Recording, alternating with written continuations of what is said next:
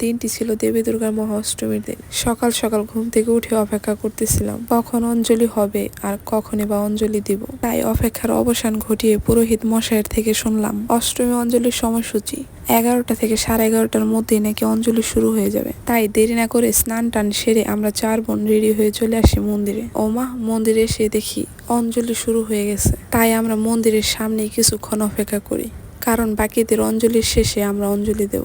অবশেষে চলে এলো আমাদের অঞ্জলির পালা। হাতে ফুল, চোখে প্রার্থনা, মনে শুধু একটাই ইচ্ছা, মা যেন আমাদের সবাইকে সুখে ভালোবাসায় রাখেন। সেই মুহূর্তটা সত্যি এক অদ্ভুত অনুভূতি। ভক্তি, শক্তি আর আনন্দে ভরে গেল মন।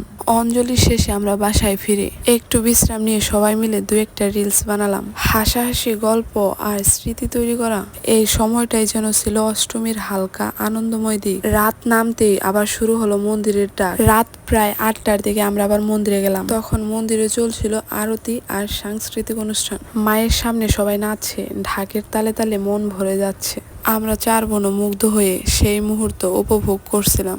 যদি ব্যক্তিগতভাবে বলতে যাই, এই যে এই মেয়ের ডান্স পারফরমেন্স আমার কাছে তো অনেক ভালো লাগছে।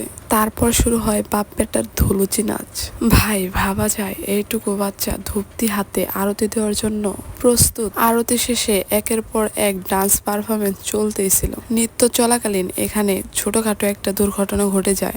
দুর্ঘটনাটি হচ্ছে ইলেকট্রিক শক। ছোটখাটো ভুলের কারণে হয়তো দুর্ঘটনাটি ঘটছে।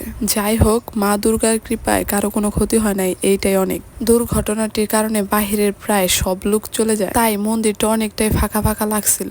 ভাই রে ভাই, রাত প্রায় 2টা বাজে, তাও এদের এনার্জির লেভেল দেখো। কি নাচটাই না নাচতেছে, মানে উড়াধুরা তালে বেতালে যেভাবে মন চাচ্ছে ওইভাবে নাচতেছে। যাই হোক, ভালোই এনজয় করছে সবাই ওদের ডান্স দেখে। আর এইভাবে শেষ হলো আমাদের অষ্টমীর দিনটা। ভক্তি, ভালোবাসা আর আনন্দে মিশে থাকা স্মৃতিগুলো রয়ে গেল মনে। আজ এ পর্যন্তই, দেখা হচ্ছে নবমীর ব্লগে।